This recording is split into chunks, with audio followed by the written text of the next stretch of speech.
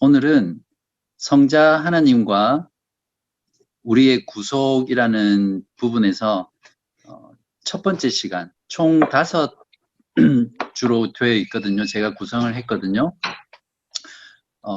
전체 교리문답에서 어떤 특정한 주제의 분량을 따져볼 때 이 성자 하나님과 우리의 구속에 대한 내용이 가장 많습니다. 왜 그러냐면 우리들의 신앙생활 가운데, 신자들 가운데, 그리스도인들 가운데 성부 하나님과 성령 하나님에 대한 부분보다도 성자 하나님에 대한 올바른 지식이 부족하고 또 잘못 이해하는 경우가 많고, 특별히 이 교리문답이 쓰여졌던 중세 종교개혁 시대에는 그 로마 캐톨릭의 경우에 그리스도에 대한 잘못된 교리와 사상들이 너무 팽배해 있었잖아요. 그래서 이제 성자 하나님과 구속에 대한 부분이 많은 분량을 차지합니다. 분량이 많다는 것은 그만큼 우리의 신앙에 중요하다는 것이겠죠. 그래서 사실 5주 가지고도 모자라지만 5주에 최대한 압축해서 이 내용을 다루어 보도록 하겠습니다. 먼저 들어가기 전에요. 지금까지 저희들이 어떻게 해왔고 지금 어느 정도에 와 있는지를 이해하는 게 중요하거든요. 그렇지 않으면 지금 우리가 어디쯤 와 있는지 파악할 수 없기 때문에 마치 길을 잃은 것 같은 그런 일들이 일어날 수 있거든요. 그래서 한번 하이델베르크 요리문답 전체 구조 맵을 잠깐 설명드리고 넘어가겠습니다. 하이델베르크는 총 129개의 문답으로 되어 있거든요. 그래서 그걸 크게 세 부분으로 나눌 수 있습니다. 첫 번째는 1, 2문은 전체에 대한 개론에 해당하고요. 그 다음에 3문에서 11문은 나의 죄와 비참함이 무엇인가에 대한 부분입니다. 복음이 복음되기 위해서는 나의 지금 상태가 어떤지, 인간 존재의 그 비참함이 어떤지를 잘 알아야만 나에게 정말 구원이 필요하구나 라는 것들을 원하게 되고 중보자, 구원자를 향해서 마음을 열게 되죠. 그래서 첫 번째 우리가 알아야 할 지식으로서 이제 나의 죄와 비참함에 대해서, 비참함이 얼마나 큰가에 대해서 알아야 우리가 예수 그리스도를 통해서 그런 모든 은혜를 누리고 구원을 받을 수 있다. 이제 그렇게 했습니다. 그리고 이제 그러면 이렇게 죄로 인해서 비참한 존재가 되었으면 어떻게 그 상태에서 구원을 받을 수 있을 것인가에 대한 부분이 12문에서 85문까지 되어 있습니다.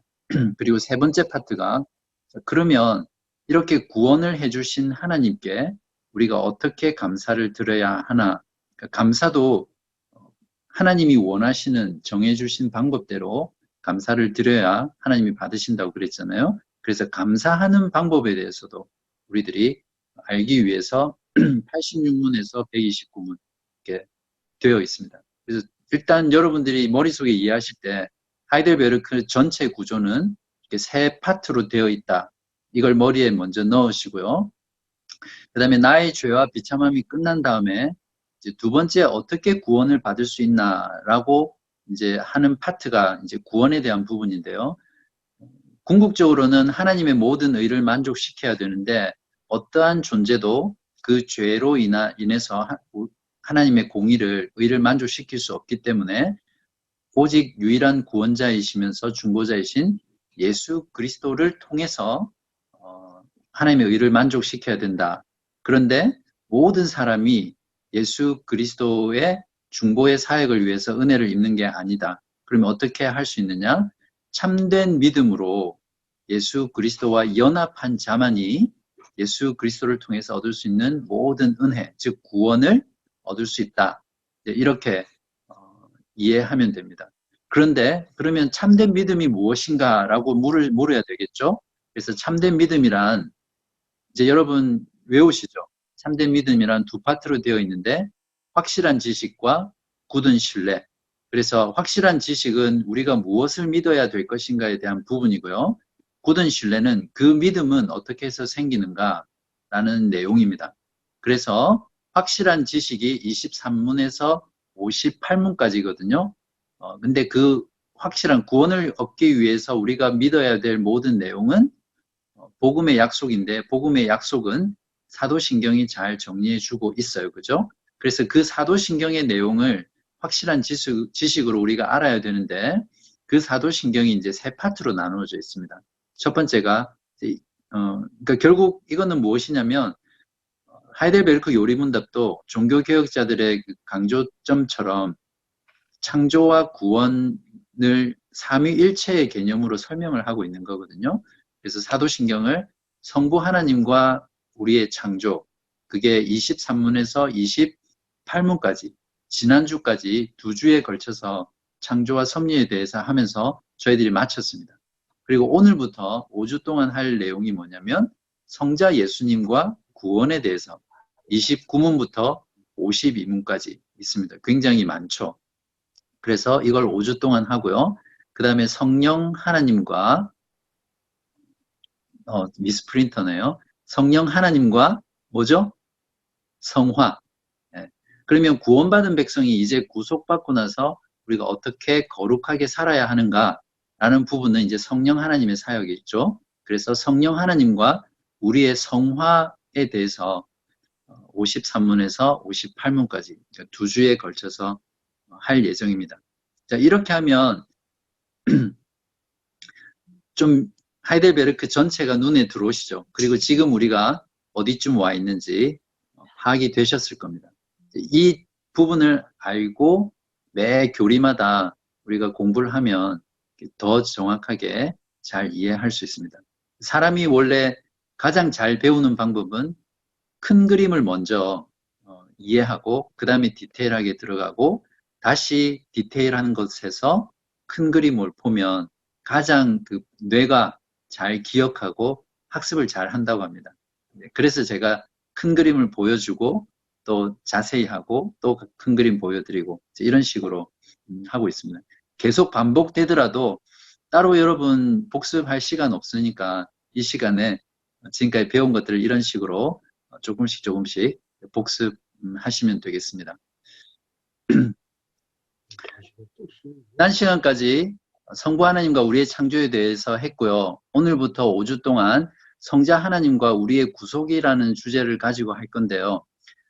오늘 할 11주일, 12주일은 29문에서 32문까지고요. 13주일까지 34문인데 그러니까 다음번까지죠. 그리스도의 명칭에 대해서, 즉 정체성에 대해서 합니다. 그래서 우리가 신앙 고백을 할 때 어떻게 합니까?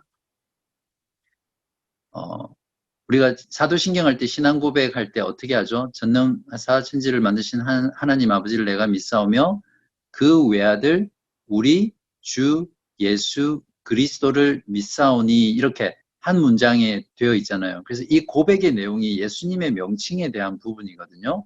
이것을 29문부터 34문까지 다루도록 하겠습니다. 잠깐 우리가 이 부분을 할 때 주의해야 될 부분이 있는데요. 우리가 지난 시간에 성부 하나님과 우리의 창조에 대해서 했잖아요. 이제 그렇게 했기 때문에 여러분들 혹시 마음 생각 가운데 창조는 성부 하나님만의 사역인가?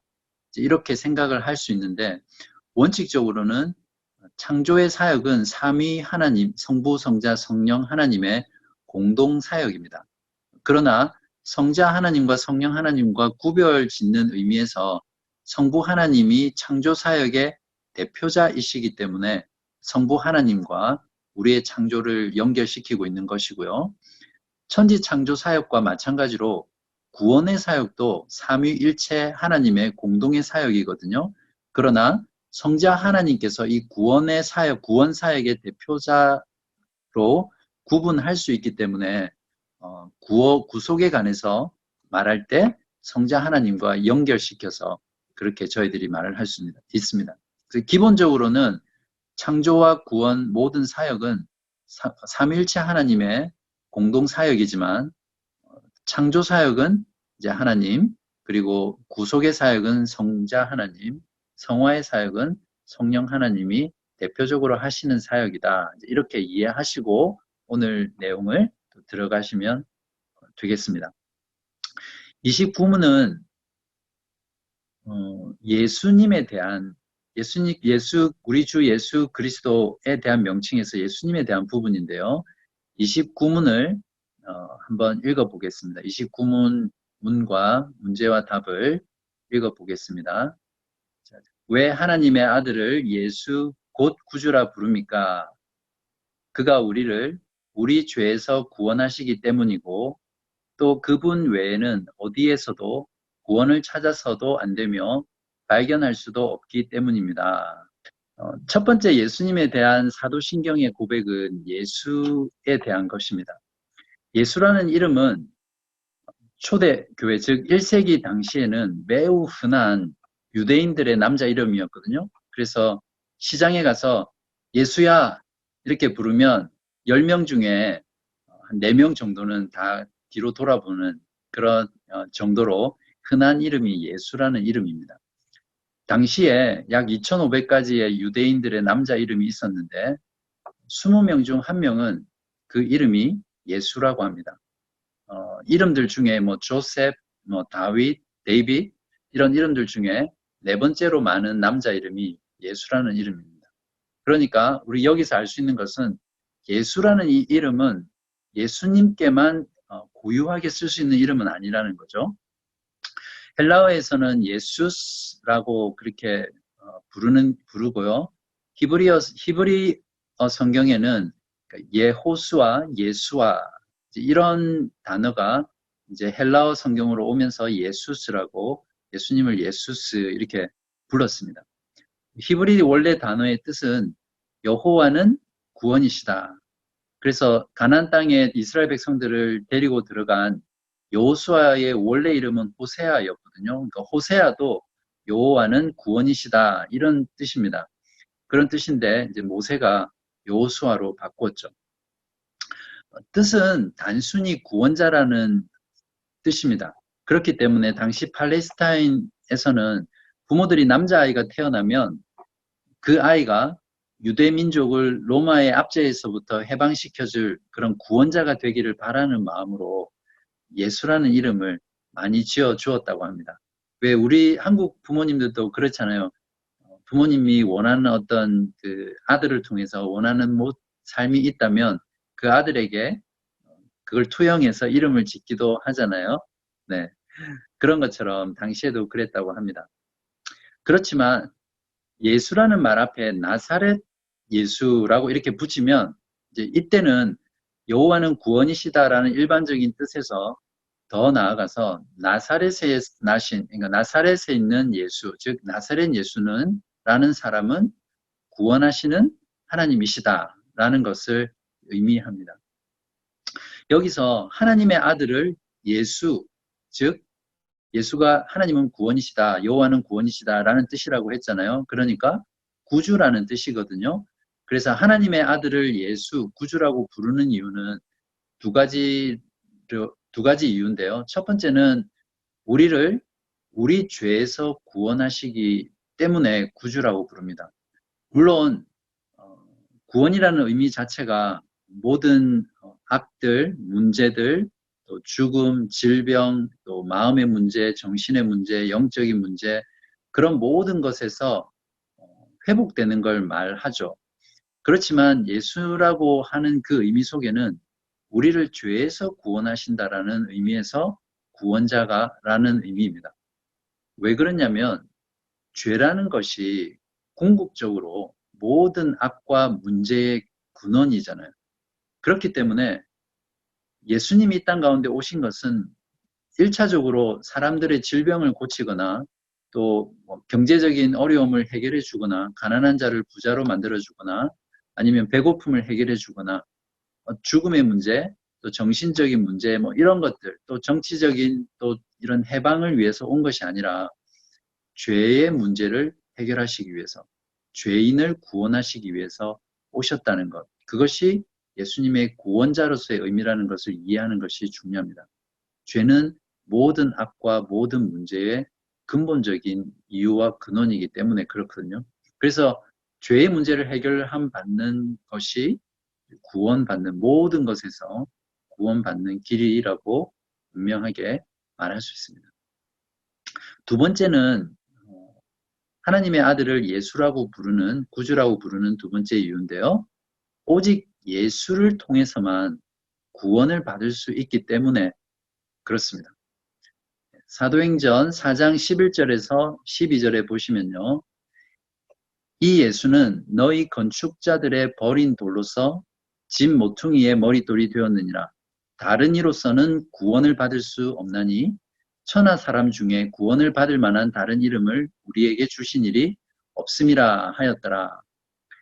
요한일서 5장 11절에서 12절에는 또 증거는 이것이니 하나님이 우리에게 영생을 주신 것과 이 생명이 그의 아들 안에 있는 그것이니라. 아들이 있는 자에게는 생명이 있고 하나님의 아들이 없는 자에게는 생명이 없느니라. 이렇게 다른 어떤 것을 통해서도 구원을 받을 수 없고 오직 예수를 통해서만 구원을 받을 수 있기 때문에 그분을 예수, 구주라고 말합니다. 만약에 예수를 통하지 않고 다른 구원을 받을 수 있는 다른 통로나 다른 존재가 있다면 그 우리가 알고 있는 그 예수님을 구주라고 할 수 없겠죠. 이 부분은 자연스럽게 30문으로 이어지거든요. 30문을 보시면 그렇다면 자신의 구원과 복을 소위 성인에게서 혹은 자기 자신이나 다른 데서 찾는 사람들도 유일한 구주이신 예수를 믿는 것입니까? 아닙니다. 그들은 유일한 구주이신 예수를 말로만 자랑하지만 행위로는 부인합니다. 예수가 완전한 구주가 아니든지 아니면 참된 믿음으로 이 구주를 영접한 자들이 그들의 구원에 필요한 모든 것을 그에게서 찾든지 둘 중에 하나만 사실입니다. 자, 예수님뿐만 아니라 다른 방법으로도 구원의 길을 찾는 자들에 대한 대답입니다. 구원을 위해서 예수님 플러스 something을 주장하는 사람들은 실제로 예수 그리스도를 유일한 구원자라는 것을 부인하는 거죠. 제가 종종 말씀드렸지만 지금 우리가 살아가는 시대는 종교다원주의 시대, 모든 종교를 서로 인정하고 오직 예수를 통해서만 구원을 받는 것은 아니다. 목적지는 같지만 가는 길은 여러 개가 있을 수 있다라고 하면서 타 종교에서 말하는 그런 구원의 방법들을 인정을 하죠. 기독교 안에서도 종교 통합 운동을 해서 캐톨릭도 인정해주고 같은 형제로 이렇게 받아들이고 또 심지어는 다양한 예수가 아니더라도 구원을 받을 수 있다라는 종교와 교리들을 수용하고 하나가 되려고 하죠. 저희 시드니 앵글리칸이 속한 교단 말고 다른 주나 다른 지방 또 혹은 영국에 있는 많은 성공의 교단들이 사실은 종교다원주의의 다원주의를 추구하는 그런 신학을 따라가고 있죠. 그래서 로마 캐톨릭도 같은 형제로 지체로 교류하게 되고 그리고 지금은 이제 포스트 모더니즘 시대라고 해서 절대 진리가 없습니다. 누군가 이것만이 진리다 라고 이야기하면 굉장한 지탄과 비난을 받는 시대죠. 진리라는 것 자체가 상대적이라는 거예요. 그죠?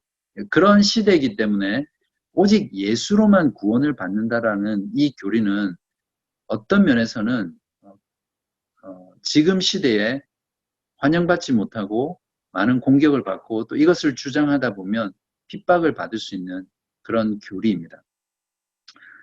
타 종교 중에 캐톨릭 같은 경우는 잘 아시겠지만 그들은 예수 그리스도의 중보의 사역을 인정하지만 그분을 통해서 구원을 받지만 또한 그들은 누구를 의지합니까? 성인들도 의지하고 성인들의 공로도 의지하고 마리아도 의지하잖아요. 예수님 말고 something, 예수님을 부인하는 건 아닙니다. 그러나 거기에다가 플러스 무엇인가를 더하는 거죠. 그러면 개신교에는 이런 모습이 없을까요? 어떤 교리적으로는 주장하지 않는다고 하더라도 오직 예수님만을 통해서 구원을 받는다라고 말은 하지만 실제로는 예수님만을 의지하지 않고 이 가령 예를 들면 내가 기독교 집안에서 자랐어요. 그래서 많이 들어보셨겠지만 우리 집은 4대째 기독교 집안이다. 뼈대 있는 명품 기독교 명품 가문이다. 이런 생각들 또는 내가 모태신앙이다. 부모님이 장로님이고 권사님이다. 그래서 나의 신앙이 아니라 부모님의 신앙이나 가정의 신앙, 모태신앙 이런 것들을 내가 의지하고 있다면 동일하게 예수님만을 통해서 구원을 받을 수 있다라고 고백하지 않는 것이 되겠죠. 또 어떤 신앙인들은, 신자들은 내가 다니는 교회가 크고 좋으면 내 신앙도 자연스럽게 똑같다라고 생각을 합니다. 그러니까 나는 무슨 교회에 나갑니다. 이것을 자기의 자부심으로 알고 또 신앙의 어떤 정체성으로 알고 신앙생활을 하는 경우가 많은데요. 그런 경우도 마찬가지로 오직 예수 그리스도를 유일한 구원자로 의지하지 않는 것이죠. 더 많은 경우는 이제 잘 드러나지 않는데 신자들 가운데 자기 자신 안에서 구원과 복을 찾는 경우입니다. 흔히 요즘 많은 신자들 가운데 진정한 기독교, 진정한 복음은 맨날 믿는다, 믿음으로만 안 된다. 반드시 행함이 있어야 된다. 그런 것들을 많이 이제 강조하죠, 지금은. 제가 그걸 강조하는 것이 됐다는 것이 아니라 어떤 자신의 선행이나 행위나 의로운 삶이나 경건한 삶이나 교회 봉사나 사역, 구제 같은 무엇이 되었든 간에 어떤 내 자신이 하는 무언가의 것에 의지해서 구원을 받으려고 하는 것은 예수 그리스도를 유일한 구원자로 믿는 것을 부인하는 것입니다. 아무리 그리스도를 자랑하고 사랑하고 또 그리스도에게 헌신한다고 말을 해도 예수님 이외에 어떤 대상을 내 마음 가운데 추가로 신뢰하면 이런 모든 말들이 헛것이 되죠. 그렇기 때문에 우리는 오직 예수님만 신뢰하고 그분에게서만 구원과 복을 찾아야 됩니다. 결론적으로 우리가 예수님만이 유일한 우리의 구원자라는 이 사실을 믿음으로 고백하는 것의 참된 의미는 삶과 죽음에서 유일한 위로자는 오직 예수님 한 분만 없다라는 것을 고백하는 것이고요. 그 고백이 참되기 위해서는 실제 삶에서 예수님만 믿고 의지하는 삶을 살 때 예수님이 우리의 유일한 구원자라는 것, 예수라는 그 고백을 정말로 고백하고 믿는 신앙이 될 수 있습니다. 이렇게 하면 예수에 대한 명칭에 대해서 우리가 살펴보았고요. 그 다음에는 이제 그리스도에 대해서 살펴보겠습니다. 그리스도에 대해서는 31문이 그것을 말하고 있는데요. 자, 31문. 그분을 왜 그리스도 곧 기름 부음을 받은 자라 부릅니까? 답.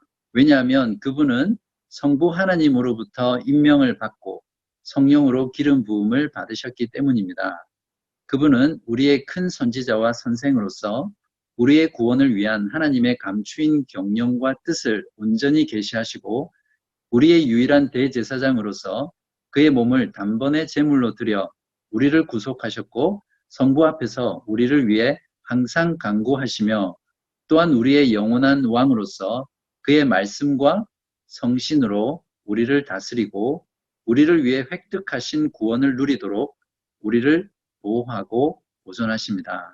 우리가 예수 그리스도 이렇게 많이 말을 하는데 예수에 대해서는 조금 전에 알아봤고요. 그러면 그리스도란 과연 어떤 명칭인가를 우리가 분명히 정리를 해야 되는데 그리스도라는 것은 이름은 아닙니다. 제가 지난번에도 저희 본당에서 할 때 설명을 드렸었는데 칭호입니다. 칭호. 그래서 신정호 목사 했을 때 신정호는 예수에 해당하는 이름이고 목사라는 것은 이제 칭호죠. 타이틀, 직함 뭐 이런 거죠. 사장님, 사모님, 대통령님 뭐 이런 것들 그런 것은 이름이 아니라 이제 칭호죠. 그런데 여기서 그리스도라는 것은 오직 예수님에게만 적용할 수 있는 유일한 칭호입니다. 헬라어로는 크리스토스 이렇게 되어 있는 단어고요. 이 크리스토스라는 단어는 히브리어 성경을 헬라어 성경으로 번역한 70인역에서 이렇게 쓰고 있는데, 원래 히브리어 말에는 메시아라는 말 있죠. 마시아, 메시아. 우리 잘 알듯이 이제 메시아라는 말을 번역한 것이 크리스토스, 이제 그리스도입니다. 메시아라는 뜻은 히브리어에서 기름 부음을 받다, 이제 이런 의미입니다. 그래서 구약 성경에 보면 기름 부음을 받은 하나님이 세우신 직분 중에 기름을 부어서 세우는 세 가지 직분이 있습니다. 이것은 이제 예수 그리스도를 모형하는 이제 직분인데요. 여러분 잘 아시죠? 세 가지 직분 무엇이죠? 선지자, 제사장, 왕. 이 세 가지 직분은 하나님께서 세우신 자를 기름을 부어서 그 직분을 수행하게 합니다. 그래서 선지자와 제사장과 왕이 기름 부음을 받고 수행하는 이런 모든 일들은 궁극적으로 예수 그리스도에서 완성될 것을 미리 그림으로 보여주는 그런 모형 같은 직분이었거든요. 마태복음 16장 16절에서 베드로가 이런 고백을 하잖아요. 너는 나를 누구라 하느냐? 이렇게 물었을 때 예수님이, 베드로가 대답할 때 주는 그리스도시요 살아계신 하나님의 아들이시다, 이렇게 고백했잖아요. 그죠? 그래서 예수님이 너의 그 고백 위에 내 교회를 세우겠다, 그렇게 말씀하셨는데, 이 고백이 가진 의미는 예수님은 새로운 왕국을 세우시고 하나님의 백성을 구원하신다라는 그런 고백의 의미가 있습니다. 즉 베드로는 그가 가지고 있는 구약의 메시아라는 사상에 의거해서 지금 자신 앞에 있는 예수님이 바로 그 메시아, 그리스도라는 것을 마음 가운데 알고 고백을 한 것입니다. 예수님이 세상의 진정한 구주라는 그런 의미로 베드로의 고백의 의미가 있었습니다. 물론 그 당시에 베드로가 완전한 충분한 계시를 가지고 이해한 상태에서 고백한 것은 아닐지 모릅니다. 그러나 그가 그렇게 고백한 것은 성령께서 고백하게 하셨고, 그 고백의 의미는 바로 예수님이 세상의 구주라는 그런 의미가 들어있는 것이죠. 직분의 3요소가 있습니다. 여기서 말했던 선지자, 제사자, 왕, 이제 이것을 직분이라고 하는데, 직분의 3요소가 있는데요. 첫 번째는 직분을 세우는 사람입니다. 누가 그리스도를 세웠느냐라는 것인데요. 누가 세웠습니까? 성부 하나님께서 세우셨죠. 그래서 교리문답은 성부 하나님으로부터 임명받으셨다라는 것으로 그리스도를 표현합니다. 마태복음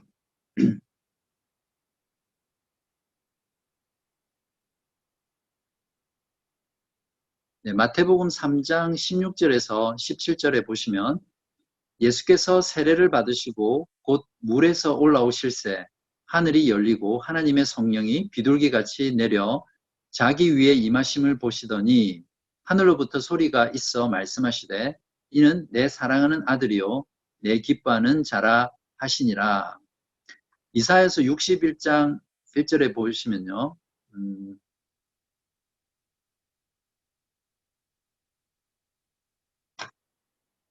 네, 이건 조금 이따 보여드리겠습니다. 네, 이렇게 직분을 세우는 사람인 성부 하나님이 예수님을 임명하셨습니다. 기름 부음 받는 자로. 그리고 두 번째 요소는 무엇이냐면 직분을 세우는 수단이 무엇이냐, 즉 어떻게 세웠느냐, 그 직분을 라는 것인데, 오늘 교리문답은 어떻게 대답하고 있습니까? 성령으로 기름 부음 받으셨기 때문에 예수님을 그리스도라고 부릅니다. 이사야서 61장 1절에 보시면요. 주 여호와의 영이 내게 내리셨으니 이는 여호와께서 내게 기름을 부으사 가난한 자에게 아름다운 소식을 전하게 하려 하심이라. 나를 보내사 마음이 상한 자를 고치며 포로된 자에게 자유를, 갇힌 자에게 노임을 선포하며. 누가복음 4장 18절에는 주의 성령이 내게 임하셨으니 이는 가난한 자에게 복음을 전하게 하시려고 내게 기름을 부으시고 나를 보내사 포로된 자에게 자유를 눈먼 자에게 다시 보게 함을 전파하며 눌린 자를 자유롭게 하고 이렇게 말하고 있습니다. 자, 여기까지 직분을 세우는 사람과 직분을 세우는 수단이 무엇인가를 살펴보고 두 가지 요소를 했습니다. 그죠? 그러면 세 번째 요소는 무엇이냐면 실제적으로 세 가지 직임입니다. 즉, 이 세 가지 직분이 어떤 일을 행하는가에 대한 부분이거든요. 자, 기름 부음 받은 자가 세 직분이 있다고 했죠. 구약 성경에 무엇이죠? 다시 한번 선지자, 그리고 제사장, 왕입니다. 그러면 그리스도께서 어떻게 선지자, 제사장, 왕의 직분을 수행하는지 그 역할에 대해서 살펴볼게요. 이것을 신학적인 용어로, 교리적인 용어로 어떻게 부르냐면요. 그리스도의 삼중직 이렇게 부릅니다. 한번 학습 효과를 위해서 여러분 따라해 보시겠어요? 그리스도의 삼중직. 시작. 그리스도의 삼중직. 그것은 무엇이죠? 선지자, 제사장, 왕. 예. 이건 그냥 외우시면 됩니다. 외우시면 성경을 이해할 때 정말 많은 유익이 되고요. 여러분 머릿속에 그리스도가 누구이신지를 정리할 때 꼭 아셔야 되는 부분입니다.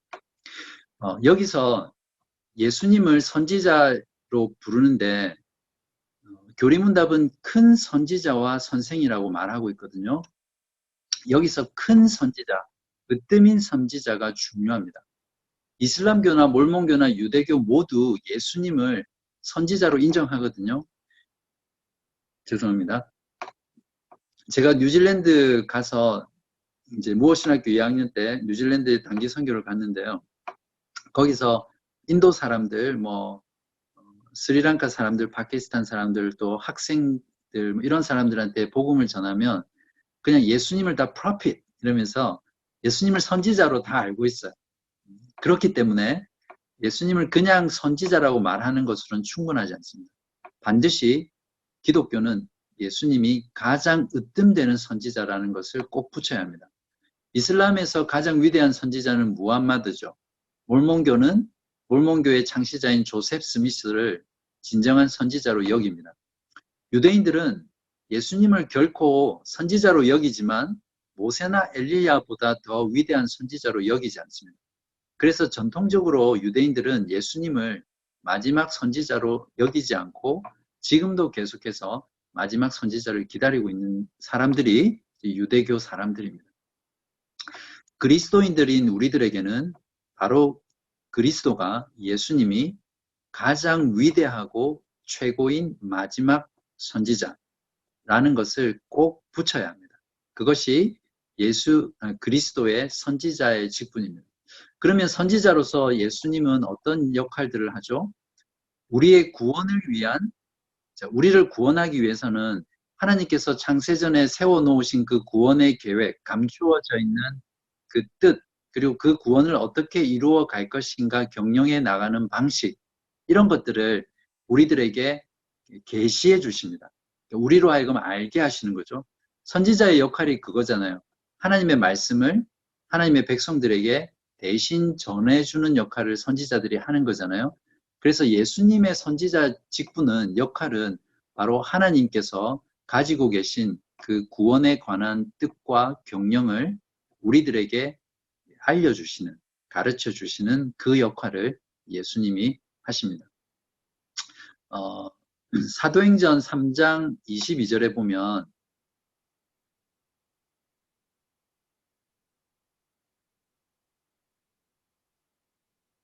이렇게 말하고 있습니다. 모세가 말하되 주 하나님이 너희를 위하여 너희 형제 가운데서 나 같은 선지자 하나를 세울 것이니 너희가 무엇이든지 그의 모든 말을 들을 것이라. 골로새서 1장 26절에서 27절은 이 비밀은 만세와 만대로부터 감추어졌던 것인데 이제는 그의 성도들에게 나타났고 하나님이 그들로 하여금 이 비밀의 영광이 이방인 가운데 얼마나 풍성한지를 알게 하려 하심이라. 이 비밀은 너희 안에 계신 그리스도니 곧 영광의 소망이니라.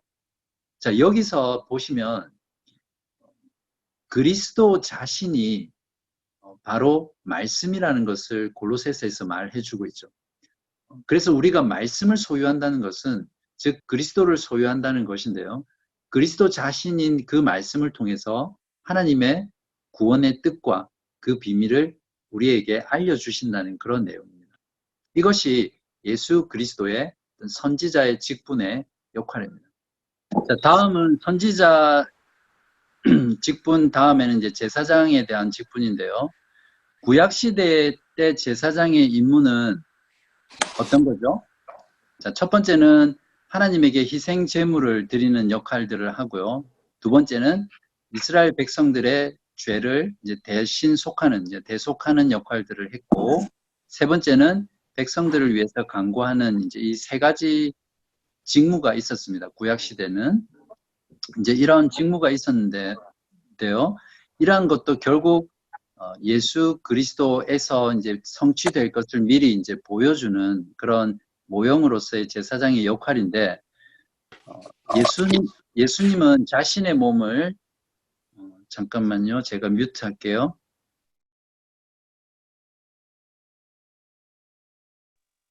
네. 예수님께서는 자신의 몸을 단번에 제물로 드려 우리를 구속하셨잖아요. 그죠? 그것의 의미가 무엇이냐면, 구약의 모든 제사는 그리스도를 통해서 완성되었다, 성취되었다라는 의미입니다. 자신의 몸을 여러 번이 아니라 단번에 희생 제물로 드려서 우리를 구원하신 일이 바로 그런 의미입니다. 그 말은 곧 모든 제사 제도의 성취와 종말을 뜻하죠. 그리스도에게서 성취된 제사장의 임무를 구약시대의 제사장 임무를 통해서 다시 한번 확인해 보면 그리스도 자신이 자신의 몸으로 하나님께 희생 제물을 드리셨잖아요. 그러니까 희생 제사를 드리는 제사장이면서 또 그 제물이 되신 거예요. 예수님이. 그래서 이것을 히브리서 10장 12절과 14절에서 이렇게 말씀하고 있습니다.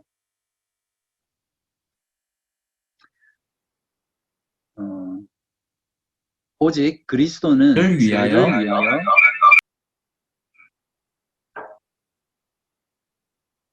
죄를 위하여 한 영원한 제사를 드리시고 하나님 우편에 앉으사 그가 거룩하게 된 자들을 한 번의 제사로 영원히 온전하게 하셨느니라. 이것이 하나님에게 그리스도께서 희생 제물을 드린 사역입니다. 두 번째는 이제 백성을 대속하는 역할인데요. 히브리서 9장 12절에는 제가 그냥 읽어드릴게요. 염소와 송아지의 피로 하지 아니하고 오직 자기의 피로 영원한 속죄를 이루사 단번에 성소에 들어가셨느니라. 히브리서 9장 14절에는 하물며 영원하신 성령으로 말미암아 흠없는 자기를 하나님께 드린 그리스도의 피가 어찌 너희 양심을 죽은 행실에서 깨끗하게 하고 살아계신 하나님을 섬기게 하지 못하겠느냐. 이 부분은 예수님께서 대속의 기능을 하심과 동시에 깨끗하게 하는, 거룩하게 하는 그런 기능들도 같이 했다는 것을 말씀해 줍니다. 세 번째는 백성을 위해서 간구하는 것인데요. 예수님께서는 성부 하나님께서, 그러니까 예수님께서 십자가에 죽으시고 부활하시고 승천하신 이후 지금 하나님 앞에 보좌 우편에 계신데요. 지금도 그곳에서 하나님의 백성들을 위해서 지속적으로 간구하고 계십니다. 이것이 예수님의 제사장의 사역인데요. 성부 앞에서 우리를 위해서 항상 간구하십니다. 이것을 히브리서 7장 25절과 요한일서 2장 1절은 이렇게 말해줍니다. 그러므로 히브리서 7장 25절 그러므로 자기를 힘입어 하나님께 나아가는 자들을 온전히 구원하실 수 있으니 이는 그가 항상 살아계셔서 그들을 위하여 간구하심이라. 예수님께서는 한 번의 속죄 사역으로 사역을 끝내신 것이 아니라 지금도 대제사장으로서 사역을 지금도 계속해서 하고 계신다는 것이 중요한 포인트입니다. 요한일서 2장 1절에는 나의 자녀들아 내가 이것을 너희에게 쓰면 너희로 죄를 범하지 않게 하려 함이라. 만일 누가 죄를 범하여도 아버지 앞에서 우리에게 대언자가 있으니 곧 의로우신 예수 그리스도시라. 지금은 이렇게 빨리 지나가면서 우리가 말씀을 읽었지만 이 말씀을 우리가 마음 가운데 깊이 새기면요. 우리가 신앙생활하면서 우리 마음 가운데 어떤 깊은 정죄감이 들 때가 있잖아요. 어떤 죄악으로 인해서 내가 이런 죄를 하나님 앞에 용서받을 수 있을까? 내 모습이 이런데 하면서 아무리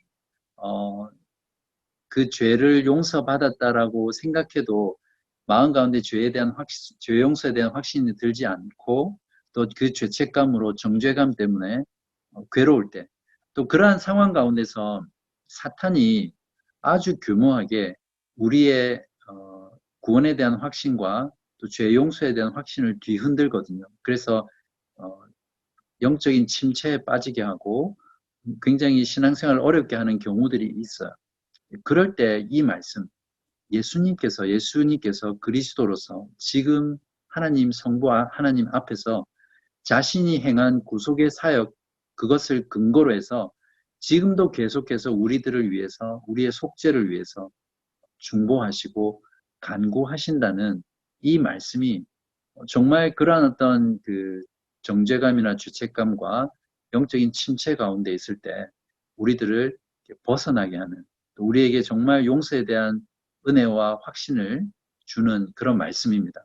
그래서 적어 놓으셨다가 여러분이 다시 한번 묵상하면 참 좋겠습니다.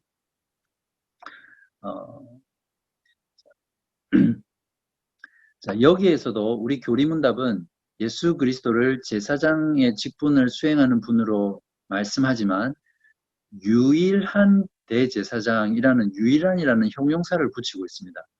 역시 이 유일한이라는 단어가 중요한데요.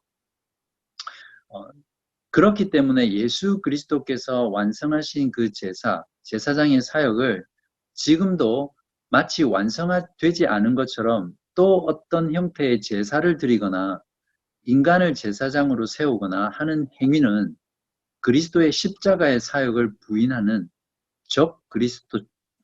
그리스도적 행위입니다. 우상 숭배죠. 그런 면에서 카톨릭이나 또 우리 교단이 속해 있는 성공회 말고 이제 고교회 같은 경우, 그러니까 영국 성공회 중에 또 호주 성공회 중에 그런 고교회들 중에 지금도 신부라든지 사제라든지 이런 그러니까 제사 제도에서 사용하는 어떤 대리자로서 제사장으로서 이런 용어를 쓰는 경우 이런 것들은 정말 위험하고 그리스도의 속죄의 사역을 부인하는 그런 그리스도적 행위라는 것을 우리가 이해해야 합니다. 존 칼빈의 기독교 강요에서 너무나 신랄할 정도로 캐톨릭의 이런 우상 숭배적 요소를 지적했고 그리스도라고 말하기를 주저하지 않았습니다. 개신교에서도 비록 뭐 사제라든지 신부라고 부르지 않을지 모르지만 마치 목사나 목회자를 하나님의 대리자처럼 제사장처럼 또 하나님의 선지자처럼 그렇게 여긴다든지 우상화한다든지 또 목사나 목회자 자신이 성도들에게 그렇게 가르친다면 그것은 그리스도적 행위나 마찬가지라는 거죠. 그런 면에서 우리가 용어를 사용하는 데 있어서 매우 주의를 해야 되는데요. 우리가 쉽게 범하는 잘못 중에 하나가 특히 한국 교회에서 그런 게 많습니다. 교회 예배당을 성전이라고 부르는 것이라든지 목사를 제사장 혹은 뭐 선지자 혹은 사제, 신부라 부르는 것이라든지 어떤 물건들을 성물이다 또는 옷을 성이라고 부르는 이런 표현들은 정말 조심해야 합니다. 그것은 곧 예수 그리스도께서 완성하신 대제사장으로서 완성하고 성취하신 그 사역 자체를 부정하는 것이 되거든요. 비록 의도하지는 않았다 하더라도 그런 용어 자체를 쓰는 것은 정말 그리스도인들에게는 주의하고 조심해야 됩니다. 세 번째 직분은 왕인데요. 왕의 직분은 역할은 두 가지가 있습니다. 예수 그리스도께서 우리의 영원한 왕으로서 수행하시는 왕직은 두 가지가 있는데요. 하나는 다스리는 것이고 또 다른 하나는 보호하시고 보존하시는 것입니다. 예수 그리스도는 하나님의 백성들과 모든 만물을 다스리는데요. 특별히 하나님의 교회를 말씀과 성령으로 하나님의 백성들을 다스리십니다. 말씀과 성령을 분리시키면 그때 문제가 발생하거든요. 교회사 속에 보면 항상 문제가 뭐냐면 말씀과 성령을 분리시켜 버립니다. 그래서 케빈 드 영이라는 목회자는 이렇게 말을 했습니다. 성령 없는 말씀은 죽은 문자 말씀에 성령 없는 말씀은 죽은 문자를 추구하는 것이고 말씀에 기초하지 않은 성령론은 소망 없는 상대주의나 주관적 신비주의를 양산한다. 이렇게 말을 했습니다. 우리가 신앙생활 할 때, 또 가르칠 때, 또 자녀들에게 교육할 때도 마찬가지고 이 말씀과 성령을 항상 같이 붙여서 가야 됩니다. 말씀은 객관적으로 우리에게 하나님의 말씀을 계시해 주시는 것이고 그 말씀을 우리의 영혼 가운데 주관적으로 적용하고 깨닫게 하시고 조명해 주시는 분은 성령의 사역이거든요. 그래서 성령의 주 사역은 말씀을 통해서 그리스도를 보여주시는 거예요. 그리스도를 우리의 마음속에 깨닫게 하시고 인식시켜주는 역할을 하는 게 성령의 사역이거든요. 그래서 예수 그리스도께서 어떻게 우리를 신자들을 다스려 가시냐면 하나님의 말씀과 성령을 통해서 우리들을 이 세상 가운데 다스려 갑니다. 여기서 말하는 왕으로서의 그리스도의 통치는 현세적인 통치이고 영적인 통치를 말합니다. 그러니까 현세적인 삶에서 영적인 통치를 말하고 있습니다. 그렇기 때문에 우리가 말씀을 듣고 배우고 순종하는 삶이 얼마나 중요하겠습니까?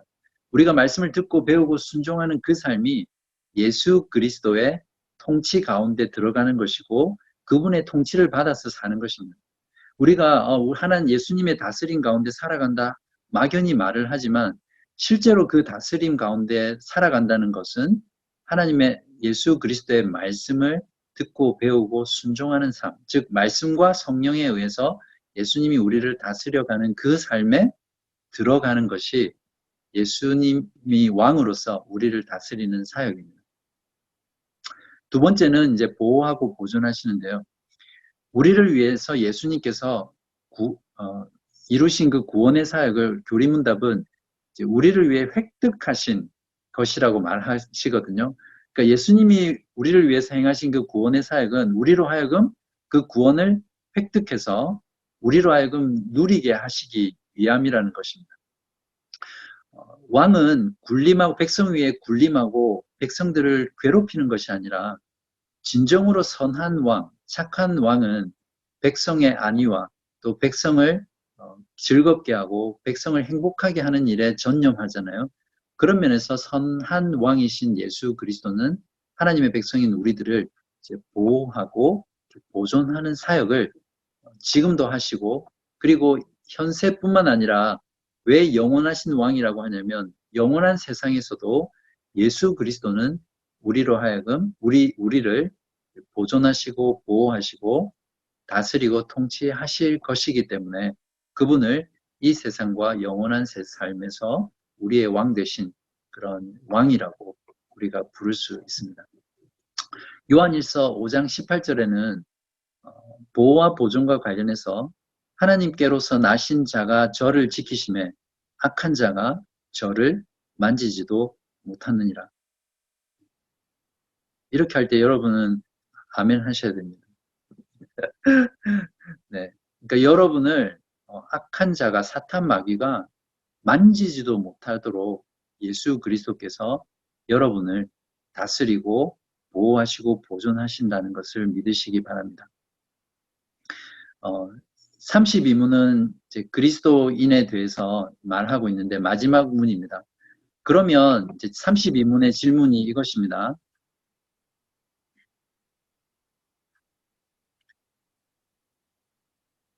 그런데 당신은 왜 그리스도인이라 불립니까? 여기서 그리스도인이라는 것은 그리스도와 관련이 있겠죠. 예수를 믿는 사람을 그리스도인이라고 하는데 그러면 왜 그리스도인이라 불리느냐? 이것을 한번 살펴볼게요. 답해 보십시오. 왜냐하면 내가 믿음으로 그리스도의 지체가 되어 그의 기름 부음에 참여하기 때문입니다. 나는 선지자로서 그의 이름의 증인이 되며 제사장으로서 나 자신을 감사의 산 제물로 그에게 드리고 또한 왕으로서 이 세상에 사는 동안은 자유롭고 선한 양심으로 죄와 마귀에 대항하여 싸우고 이후로는 영원히 그와 함께 모든 피조물을 다스릴 것입니다. 네, 너무 멋있는 말이죠. 자, 왜 그리스도인이라고 불리죠? 믿음으로 그리스도의 지체가 되었기 때문입니다. 그러니까 그리스도가 머리고 교회는 그리스도의 몸이라고 했잖아요. 그래서 우리가 예수 그리스도를 믿음으로 인해서 그리스도와 이제 연합이 됩니다. 그러니까 그리스도 그분이 선지자와 제사장과 왕으로서 그 직분을 수행하는 기름 부음 받은 자이시기 때문에 우리는 그분의 몸에 참여함으로써 그분과 연합함으로써 우리도 동일하게 기름 부음 받은 자라고 할 수 있습니다. 물론 예수님께서 기름 부음 받은 것과 우리가 기름 부음 받은 것은 현격한 차이가 있죠.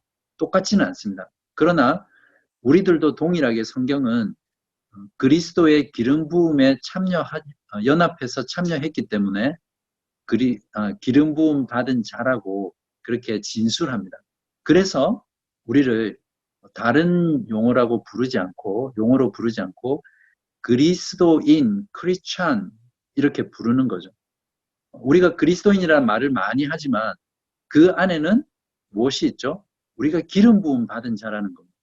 기름 부음 받았다라는 말은 우리가 선지자와 제사장과 왕의 직분을 수행한다는 거죠. 그리스도 안에서.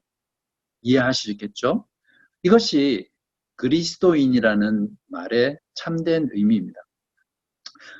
그러면 결국 그리스도인의 삶의 정체성은 이 세 가지 직분을 수행하는 것인데 선지자는 이제 예수님의 선지자 직분을 따라서 우리가 동참하는 선지자 직분은 예수님의 이름의 증인이 되는 것입니다. 이 부분을 제가 중요한 구절이니까 성경 구절을 보여드릴게요. 요한 1서 2장 27절만 읽을게요. 너희는 주께 받은 바 기름 부음이 너희 안에 거하나니 아무도 너희를 가르칠 필요가 없고 오직 그의 기름 부음이 모든 것을 너희에게 가르치며 또 참되고 거짓이 없으니 너희를 가르치신 그대로 주 안에 거하라. 이제 그렇게 말씀하고 있습니다. 이사야서 59장 21절에는 여호와께서 이르시되 내가 그들과 세운 나의 언약이 이러하니 곧 내 위에 있는 나의 영과 내 입에 둔 나의 말이 이제부터 영원하도록 내 입에서와 내 후손의 입에서와 내 후손의 후손의 입에서 떠나지 아니하리라 하시니라. 여호와의 말씀이니라.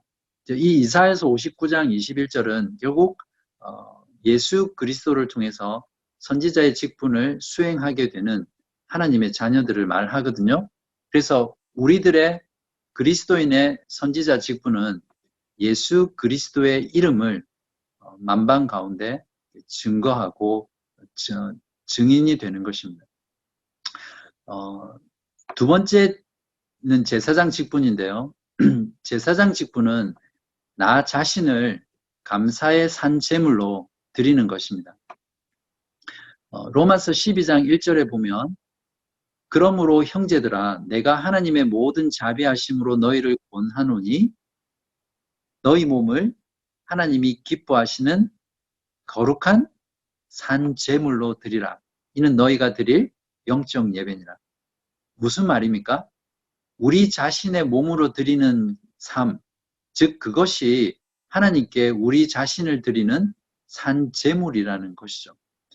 우리의 삶으로 하나님께 드리는 예배, 그러니까 우리의 삶 전체를 거룩하게 사는 것이 우리의 제사장의 직분을 수행하는 것이라는 것을 로마서 12장 1절이 말해줍니다.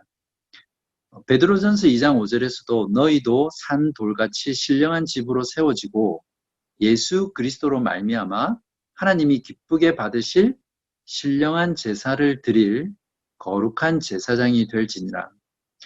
신약 성경은 하나님의 성도들로 하여금 제사장이라고 말하고 있고 삶 속에서 거룩한 삶을 통해서 또 그리스도를 증거하는 것을 통해서 제사장의 삶을 살아라고 우리들에게 권고하고 있습니다.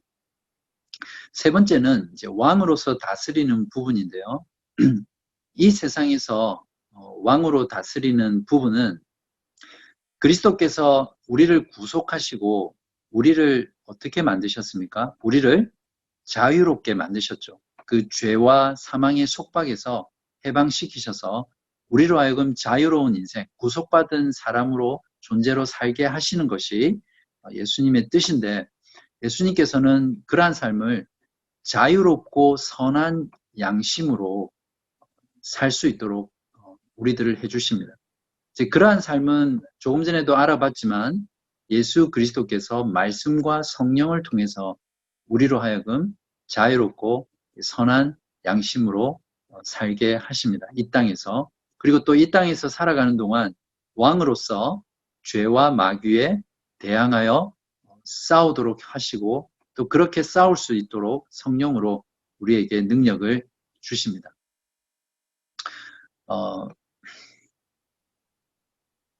이러한 왕으로서의 사역의 부분을 계시록 말씀이 잘 말해주고 있습니다. 이 땅에서의 삶은 이 땅에 살면서 왕으로 사는 부분에 대해서는 계시록 5장 10절에서 그들로 우리 하나님 앞에서 나라와 제사장들을 삼으셨으니 그들이 땅에서 왕노릇 하리로다 하더라 이렇게 말하고 있고요. 계시록 22장 5절에서는 우리가 영원토록 그리스도와 함께 왕노릇을 한다고 말하고 있거든요. 그 부분은 다시 밤이 없겠고 등불과 햇빛이 쓸데없으니 이는 주 하나님이 그들에게 비치심이라 그들이 세세토록 왕노릇 하리이다. 즉 예수 그리스도를 믿고 그리스도와 연합한 하나님의 백성들은 이제 그리스도인이라 불리는데요. 이 그리스도인은 예수 그리스도처럼 선지자와 제사장과 왕의 직분을 그리스도와 함께 기름 부음 받은 자로서 이 땅 가운데서 그리고 영원한 삶 가운데, 영원한 세상에서 수행하게 됩니다.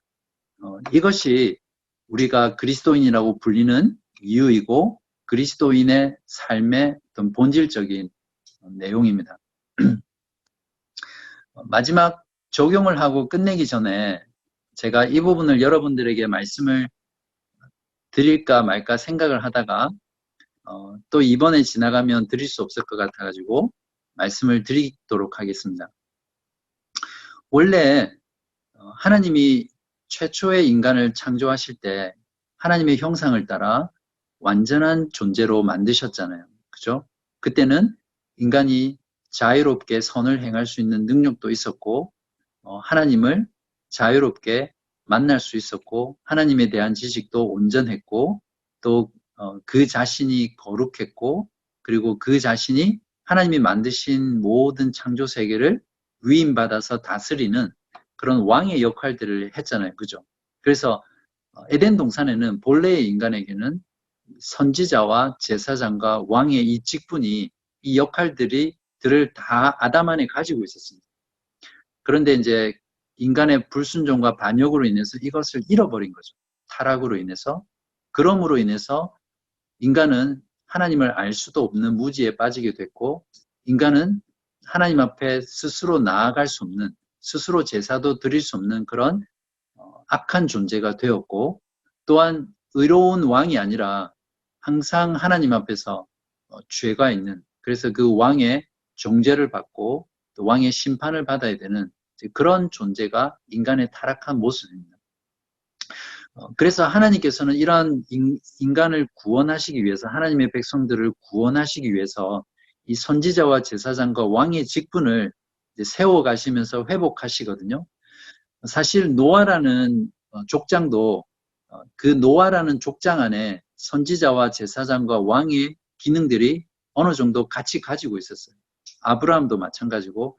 그러나 이것이 분명해진 것은 이스라엘이라는 나라가 이제 생기면서 이 세 가지의 직분이 이제 이렇게 나누어져요. 그래서 선지자는 모세와 선지자들, 그다음에 제사장은 아론과 그의 가족, 그 혈통을 통해서 제사장 직분이 나뉘어지고, 왕은 사울 왕이나 다윗 왕처럼, 그러니까 다윗 왕과 그의 후손의 후계자들을 통해서 그 왕의 직분이 계승이 되는 거죠.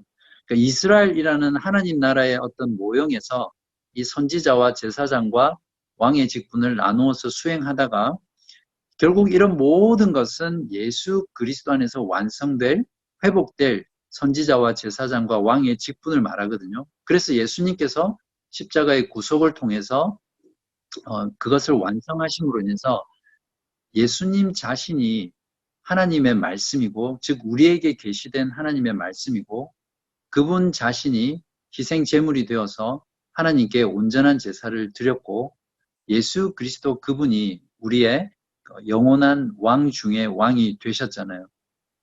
그렇기 때문에 예수 그리스도를 믿는 자는 바로 이 선지자와 제사장과 왕의 직분을 다시 회복하는 겁니다. 즉 하나님이 원래 창조하셨던 그 하나님의 형상을 가진 그 인간 본연의 모습으로 회복되는 거예요. 근데 회복되는데 어떻게 회복되냐면 예수 그리스도 안에서, 즉 그리스도가 완전한 하나님의 온전한 인간의 형상을, 하나님의 형상을 가지고 있는 인간이셨고 또 참 하나님이셨기 때문에 그 안에서 선지자와 제사장과 왕의 직분을 회복하는 존재가 되는 거죠. 그렇기 때문에 하나님의 교회인 우리들은 지금 이 땅을 살아가면서 하나님의 말씀을 이제 신실하게 전파함으로써 선지자의 직분을 감당하고, 또 세례와 성찬을 통해서 하나님의 거룩한 제사장으로의 삶을 교회로서 감당하고, 또 교회 안에 악한 모습들, 바르지 못한 모습들, 이제 이러한 것들을 서로 권면하고 권징함으로써 이 선지자와 제사장과 왕의 직분을 이 땅 가운데서 교회를 통해서 실현하는 것으로 우리가 이해를 할 수 있습니다. 그래서 예수님께서 다시 오셔서 완성되는 하나님 나라에서는 완전한 지식, 완전한 제사장, 완전한 왕으로서 궁극적으로 완성된 나라 가운데 우리가 들어가는 것이 이제 구원이라고 할 수 있습니다. 적용을 하고 마치겠습니다. 우리가 오늘 한 내용은 예수 그리스도의 명칭과 직분에 대해서 우리들이 배웠습니다. 참된 신앙과 참된 예배는 예배의 대상을 바르게 알 때 가능한 거죠. 그리스도인은 그리스도를 바르게 알 때 그분을 바르게 사랑하게 되고 섬기게 되고 그분의 제자로 살아갈 수 있습니다. 예수 그리스도는 우리의 경배의 대상인 하나님이기 때문에 우리는 그분을 정확하게 알고 바르게 성경에서 말씀하는 대로 알고 믿어야 됩니다. 그래서 오늘 예수님의 명칭과 직분, 즉 예수님의 가장 기본적인 정체성에 대해서 저희들이 공부함으로써 우리의 예배 대상인 하나님을 바르게 알게 되고 우리의 신앙의 삶 가운데 바른 예배자로 설 수가 있겠죠. 두 번째는 우리가 예수님의 이러한 속성들, 이러한 부분들, 즉 선지자와 제사장과 왕으로서 이미 구속의 사역을 통해서 그 일을 완성하셨고 지금도 말씀과 성령으로 우리들을 다스리고 또 우리들에게 말씀을 계시해 주시고 하나님 보좌 앞에서 우리를 위해 중보하시며 간구하신다는 그 사역을 통해서 우리가 이 땅 가운데 살아가면서 또 영원한 삶 가운데 우리의 유일한 구원자는 오직 예수 그리스도밖에 없다는 것을 고백할 수 있게 되고 그렇기 때문에 우리의 모든 삶 가운데 절대적으로 하나님 예수님을, 예수 그리스도를 의지할 수 있는 그런 신앙으로 나아갈 수 있습니다. 이 세상을 살면서 우리가 형통하든지 아니면 눈물의 골짜기를 지나든지 어떠한 상황과 형편 가운데서도 우리가 정말 의지하고 우리가 위로를 구해야 될 대상은 우리의 유일한 구원자이신 예수 그리스도, 기름 부음 받은 선지자, 제사장, 왕이라는 것을 우리가 확신 있게 할 수 있습니다. 말할 수 있습니다. 마지막으로 그리스도와 믿음으로 연합해서 그리스도인이 된 우리들의 삶의 본질도 궁극적으로 그리스도 안에서 선지자와 제사장과 왕의 존재로 살아가야 된다는 것이 그리스도인이라 불리는 우리 그리스도인들의 삶의 정체성이고 본질입니다. 이러한 고백들이 단순히 입술로만 한다고 해서 되는 것이 아니라 참된 신앙은 오늘 우리가 배웠던 이 내용을 우리의 머리와 우리의 가슴과 우리의 손과 발을 통해서 우리의 삶 가운데 드러나야 되고요. 우리의 말과 행동을 통해서 드러날 때 정말 우리가 우리 주 예수 그리스도를 믿는다라고 할 때 그 믿는 고백이 우리를 드러내는 참된 신앙이 됩니다. 그렇기 때문에 우리는 말씀과 성령을 통해서 항상 그분에게 배워야 합니다. 그분의 말씀과 성령과 중보의 사역을 통해서 항상 우리를 거룩하게 하고 의롭게 해야 되고요. 그분의 말씀과 성령을 통해 항상 예수 그리스도의 다스림과 보호 가운데 살아가는 이것이 참된 그리스도인의 삶이고 그리스도인의 삶의 정체성입니다. 여러분 바라기는 오늘 배운 내용을 여러분 마음 가운데 깊이 새기시고 이러한 그리스도인의 삶을 그리스도 안에서 살아가시기를 주님의 이름으로 간절히 기도합니다.